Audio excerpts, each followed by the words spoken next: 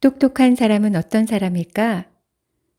똑똑함의 참된 척도는 하루하루를 그리고 지금 이 순간을 얼마나 제대로 즐겁게 사느냐다. 따라서 지금 행복하다고 느낀다면 그리고 소중하다고 생각하는 모든 것들을 위해 한순간 한순간을 살아가고 있다면 똑똑한 사람이다. 똑똑한 사람들은 신경질을 내지 않는다. 스스로를 통제할 수 있기에 똑똑한 사람들은 의기소침해지기보다 행복을 선택하는 법을 알고 있다. 삶의 문제에 대처하는 방법을 알고 있기 때문이다. 당신이 진정 똑똑한 사람인지 아닌지는 힘겨운 상황에 부닥쳤을 때 기분을 어떻게 다스리기로 작정했느냐에 따라 가늠할 수 있다. 이 세상에 삶의 고단함을 어깨에 짊어지지 않은 사람은 없다. 쉬운 일은 아니겠지만 마음만 먹으면 어느 때고 나 자신이 선택한 대로 감정을 다스릴 수 있다고 믿어야 한다. 감정은 선택이다. 일단 감정이 마음가짐에 달려있다는 사실을 깨닫는다면 똑똑함의 길로 성큼 들어서는 셈이다. 감정을 삶의 조건이 아닌 선택으로 여기는 것, 그것이야말로 한 개인이 누릴 수 있는 자유의 핵심이다. 나의 생각은 나 자신의 것이므로 오로지 나만이 유지하고 바꾸고 통제할 수 있다. 내 감정에 대한 책임은 바로 나에게 있는 것이다. 불쾌해지고 화가 나고 상처 입고 좌절하는 법을 학습을 통해 배웠던 것처럼 나를 망치는 그런 감정들을 선택하지 않는 법 역시 깨우칠 수 있다. 계속 반복해서 노력할 때 생각은 단단한 믿음이 된다. 삶에서 극히 사소한 비중을 가진 사람들 때문에 화를 내기에는 당신은 너무나 소중한 사람이다. 현재의 한순간 한순간을 최대한 알차게 살아라. 그러면 우리는 행복한 이기주의자가 될 수 있다. 그것은 얼마나 가슴 벅찬 일인가. 지금 당장 행복해질 수 있다. 마음만 먹으면 얼마든지. 나의 가치를 결정하는 10가지 마음가짐. 첫 번째 마음가짐. 먼저 나를 사랑한다. 진정 현재 순간들의 행복을 얻고자 한다면 자신을 사랑하는 법부터 배워야 한다. 자신을 사랑하는 일을 잘하게 되면 어느새 다른 사람을 사랑할 줄 알게 된다. 나 스스로를 소중하지 않거나 사랑받지 못하는 사람 취급을 하면 다른 이들에게 사랑을 베푼다는 것이 불가능해진다. 내가 가치가 없는데 어떻게 남들에게 사랑을 베풀 수 있겠는가? 사랑은 주고받는 것이다. 내가 가치 없는 사람이면 내 사랑도 별 볼 일 없을 수밖에 없다. 나의 가치는 다른 사람에 의해 검증될 수 없다. 내가 소중한 이유는 내가 그렇다고 믿기 때문이다. 다른 사람으로부터 나의 가치를 구하려 든다면 그것은 다른 사람의 가치가 될 뿐이다. 이 세상에서 가장 아름답고 재미있고 소중한 사람과 사랑에 빠지기 위한 자기만의 목표를 정하라. 그 소중한 사람은 물론 나 자신이다. 두 번째 마음가짐. 다른 사람의 시선에서 벗어난다. 다른 사람의 평가에 연연하는 것은 다른 사람이 나를 어떻게 생각하느냐가 내가 나를 어떻게 생각하느냐보다 훨씬 중요하다고 말하는 것이나 다름없다. 다른 사람의 인정을 구하는 일은 필요 조건이 아닌 그저 희망사항이 되어야 한다. 박수갈채를 좋아하지 않을 사람이 있을까? 누구나 치켜 세워주면 기분이 좋고 그런 대우를 받기 원한다. 그러나 반드시 그럴 필요는 없다. 자기 자신을 인정하고 다른 사람이 고개를 가로저어도 의연할 수 있도록 노력하는 것이야말로 다른 사람의 통제로부터 벗어날 수 있는 길이다. 또한 우리는 다른 사람의 눈치를 살피는 습관에 매달릴 필요가 없다. 자신을 구박하는 습관을 없앨 수 있듯이 다른 사람의 평가에 연연하는 습관 역시 없앨 수 있으니까. 세상이 움직이는 방식을 보라. 요컨대 우리는 결코 이 세상 모든 사람들의 마음에 들 수 없다. 사실 50% 정도 사람의 마음에 들어도 꽤나 성공한 것이다. 세상에는 절반 정도의 사람들이 타인의 말 절반 정도의 고개를 끄덕인다. 나의 느낌, 생각, 말, 행동 하나하나에 늘 어느 정도의 반대가 있을 것이라고 마음에 새겨두면 실망의 터널에서 빠져나올 수 있다.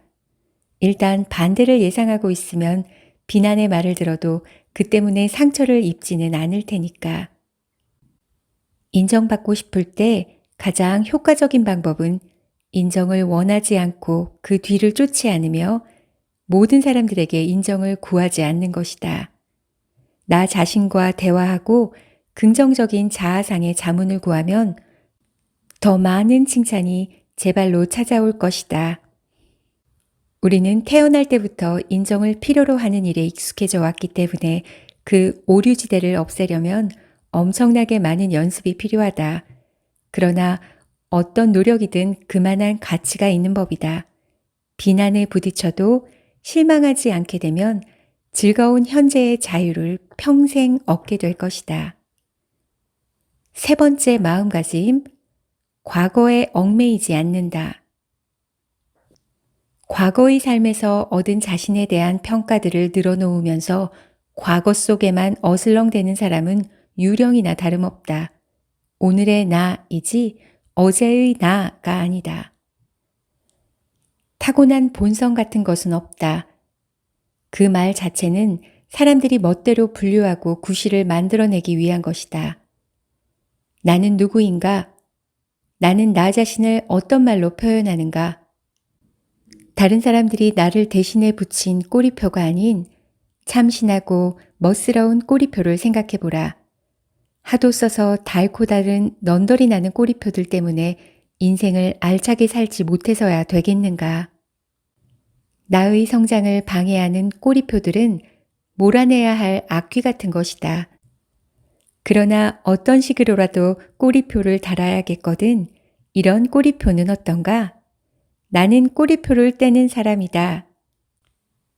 네 번째 마음가짐, 자책도 걱정도 하지 않는다.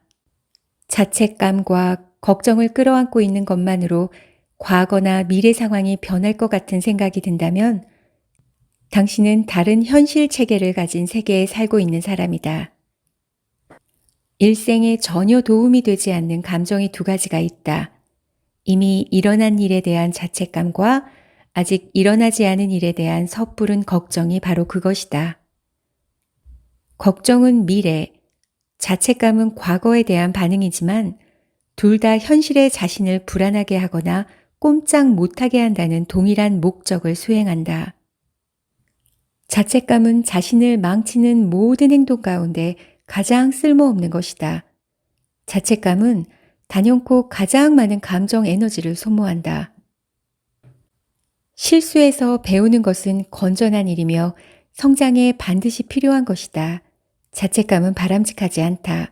과거에 일어난 일 때문에 상처받고 안절부절 못하고 우울해하면서 현재의 에너지를 무익하게 허비하고 있기 때문이다. 또한 걱정할 것 없다. 아무것도.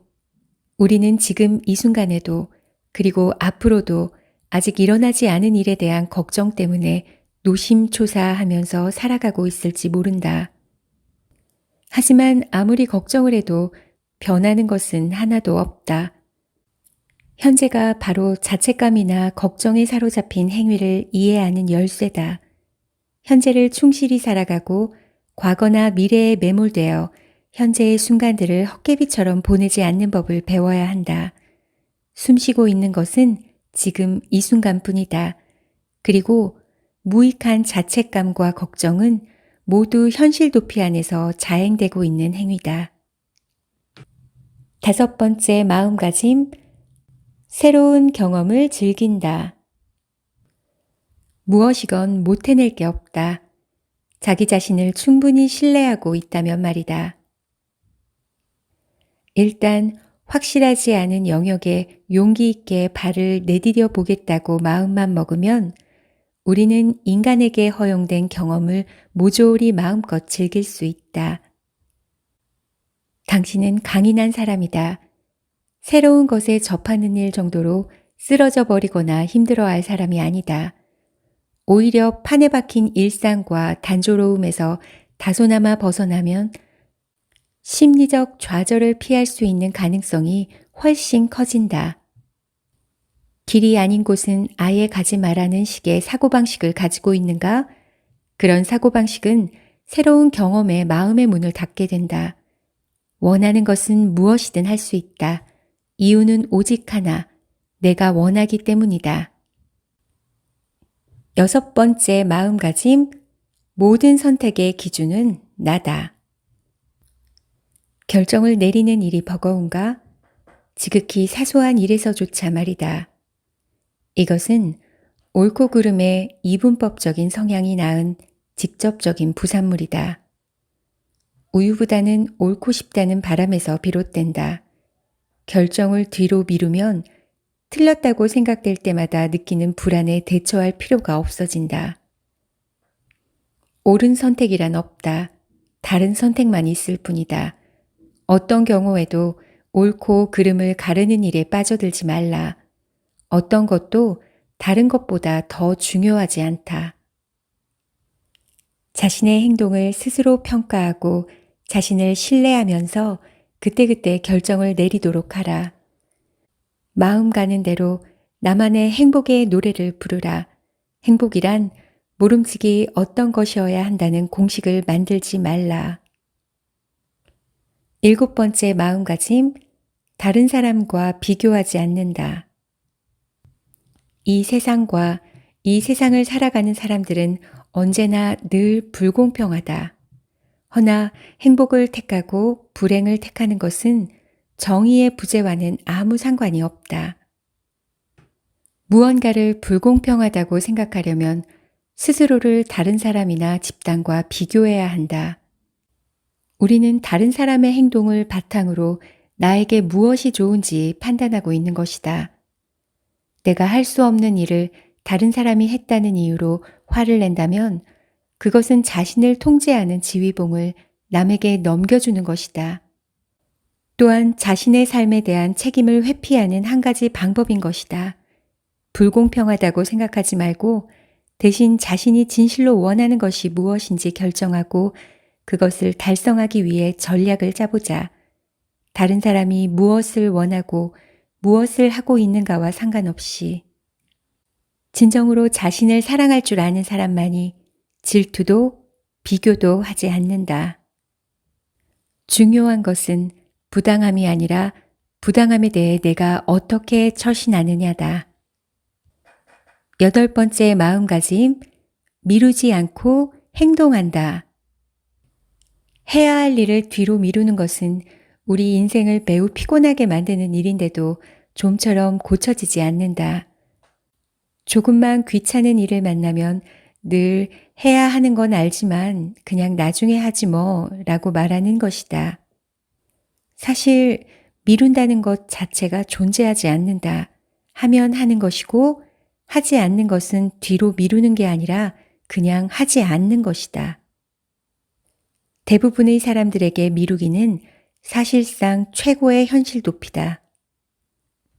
아무리 원해도 아무리 바래도 저절로 이루어지는 일은 하나도 없다. 해내야겠다고 마음만 먹으면 무엇이든 해낼 수 있다. 당신은 강인하고 능력 있고 한 구석도 물은 곳 없는 사람이다. 인생은 결코 따분하지 않지만 따분함을 굳이 택하는 사람들이 있다. 따분함이라는 것은 현재를 나름대로 만족스럽게 보낼 수 있는 능력이 없다는 것을 말한다. 따분함은 선택이다. 다시 말해 내가 스스로 자초하는 것이다. 따라서 의지가 있다면 내 삶에서 충분히 몰아낼 수 있는 하나의 습관인 것이다. 뒤로 미루는 것은 아무것도 하지 않는 대가로 현재를 내놓는 행위다. 세상이 변하기를 바란다면 세상에 대해 불평하지 말라. 무언가를 하라. 자꾸 미적거리는 버릇 때문에 갖가지 불안과 고민을 끌어안고 살면서 현재의 순간들을 소비하지 말고 그 짜증나는 오류지대를 통제하여 현재를 살아라. 몽상에 빠지거나 요행을 바라거나 비판을 즐기는 사람이 아닌 행동하는 사람이 되라. 9번째 마음가짐, 다른 사람에게 의존하지 않는다. 심리적 둥지를 떠나는 것은 인생에서 가장 어려운 일 가운데 하나다. 둥지를 떠나는 것은 자기 자신을 찾는 것, 그리고 자신이 원하는 방식대로 행동하며 살아가는 것을 의미한다. 그러나 어떤 식으로든 단절을 의미하지는 않는다. 반면 정신적 의존이란 자신에게 선택권이 전혀 주어지지 않는 관계, 그리고 자신이 하고 싶지 않은 일을 강요당하는 관계를 맺고 있는 것을 말한다. 정신적 자립은 반드시 다른 사람을 필요로 하지 않는 것이다. 필요로 하지 않는 것이 원치 않는 것은 아니다. 반드시 누군가를 필요로 하는 순간 우리는 유약해지고 노예가 된다. 내가 필요로 하는 사람이 내 곁을 떠나거나 변심하거나 죽는다면 아무 일도 손에 잡히지 않는 상태가 되거나 나락으로 빠지게 되거나 심지어 죽음에 이를 수밖에 없다. 그러나 사회는 부모를 비롯해 무수히 많은 사람들에게 정신적으로 의존하라고 가르친다. 우리는 자립 본능을 갖고 있지만 자식을 소유하고 자신의 삶의 보람으로 여기는 집착에 가까운 욕구가 더 우세한 듯 싶다. 그리고 자녀가 홀로 설 수 있도록 키우겠다는 목표는 자녀가 자신에게 의지하기를 바라는 마음 앞에서 힘을 잃는다. 아이들은 역할 모델의 행동에서 배운다. 만약 부모가 자긍심 낮은 사람의 모습을 보인다면 자녀들에게도 그런 사람이 되라고 가르치는 것이다. 만약 부모가 자녀를 자신보다 더 소중하게 여긴다면 전혀 도움이 안 되는 부모라는 사실이다. 자신감이란 물건처럼 손으로 건네질 수 있는 게 아니다. 자녀들은 자신감 넘치는 부모를 바라보고 직접 체득해야 한다. 부모도 자기 자신을 가장 소중하게 생각하고 자녀들을 위해 늘 스스로 희생하지 않음으로써 자녀들이 자신감을 갖도록 가르쳐야 한다. 자신을 항상 희생하는 부모는 희생적 태도의 본보기밖에 안 된다. 여성도 엄마와 아내의 역할을 넘어선 자신만의 생활이 있다. 오로지 자녀를 위해 또는 자녀를 통해 자신의 삶을 살아가는 것이 아니라 자녀에게 제대로 잘 살아가는 본보기를 보인다. 그런 부모는 자기 자신의 행복을 최우선으로 생각한다. 의존적인 관계를 단절하는 것은 정말이지 두려울 수도 있다. 그러나 정신적으로 의존하고 있는 사람들을 슬쩍 떠보면 놀랍게도 그들이 존경하는 사람들은 다름 아닌 스스로를 위해 사고하고 행동하는 사람들이라는 걸 알게 될 것이다. 둥지는 자녀가 자랄 수 있는 멋진 곳이다. 그러나 둥지를 떠나는 것은 훨씬 멋진 일이며 떠나는 이의 눈에도 떠나는 것을 지켜보는 이의 눈에도 아름답게 비칠 수 있다. 10번째 마음가짐, 내 안의 화에 휩쓸리지 않는다. 먼저 화라는 용어에 대한 정의를 내려보자. 화란 기대가 충족되지 않았을 때 경험하는 자기 통제가 불가능한 반응을 가리킨다. 화는 버릇이자 선택이다. 실망을 느낄 때 나타내는 몸에 밴 반응으로 결국 후회하게 될 방식으로 행동하게 만든다. 모든 감정이 그렇듯 화는 생각이 만들어낸 것이다. 화는 얄궂게도 다른 사람을 변화시키는데 전혀 효과가 없다. 화를 내고 있는 사람을 통제하고 싶은 상대방의 욕구만 더 강렬하게 만들 뿐이다. 화를 내도 상대방은 꿈쩍도 안 할 뿐만 아니라 온갖 스트레스와 정신적 고통만 스스로 떠안게 된다. 스트레스를 해소하는 비결은 화를 내지 않는 것이 아니라 화를 없애는 것이다. 화를 꾹꾹 눌러 담지 않고 밖으로 표출하면 그만 아니냐고 생각하겠지만 가장 중요한 것은 화를 일으키지 않도록 생각을 바꾸는 것이다. 마음속으로 이렇게 생각해 보라. 저 사람 스스로 바보가 되고 싶다고 자처하는데 내가 화를 낼 필요가 뭐가 있어. 바보 같은 행동을 하는 것은 저 사람이지 내가 아니야. 상황은 내 생각대로만 굴러가지 않아. 마음에 들지는 않지만 그것 때문에 나 자신을 올가매지는 않을 거야. 배짱 두둑한 새로운 방법으로 화를 표현하는 법을 배우는 것이야말로 화라는 오류지대를 제거하기 위해 내디뎌야 할 첫걸음이다. 화는 늘 우리의 발목을 잡는다. 화를 내는 것은 전혀 쓸모없는 짓이다. 화는 다른 사람이나 물건을 이용해 자신의 감정을 표현하는 하나의 수단이다. 다른 사람들은 잊어라. 스스로 선택을 내려라. 그리고 그 선택이 화가 아니게 하라. 내 인생의 주인공이 되는 행복한 이기주의자. 행복한 이기주의자가 주위 사람들에게 무관심해 보인다면 그것은 자신의 인생을 열심히 살아가느라 밖으로 시선을 돌릴 틈조차 없기 때문이다. 행복한 이기주의자들은 그들의 삶의 거의 모든 것을 좋아한다는 것이다. 무슨 일을 해도 즐거워하며 불평하거나 이미 지난 일에 매달리는 허송세월은 하지 않는다. 그들은 열의에 차 있으며 삶에서 최선의 것을 구하려고 애쓴다. 그들은 삶에 애정을 갖고 있다. 불평하거나 하소연하는 일, 심지어 기운 없이 한숨 짓는 일도 없다. 그들은 현재의 행복을 긁어 모으며 미래가 현재가 되면 그 행복도 쓸어 담는다. 그들은 즐거워하기 위해 기다리는 것이 아둔한 짓이라는 걸 알기에 항상 현재를 즐긴다. 사랑을 담보로 상대방에게 가치관을 강요하지도 않는다. 그들은 한 발짝 뒤로 물러서서 인생을 관망하며 인생에는 정해진 길이 없다는 사실을 잘 알고 있다. 그들은 호기심이 왕성하다.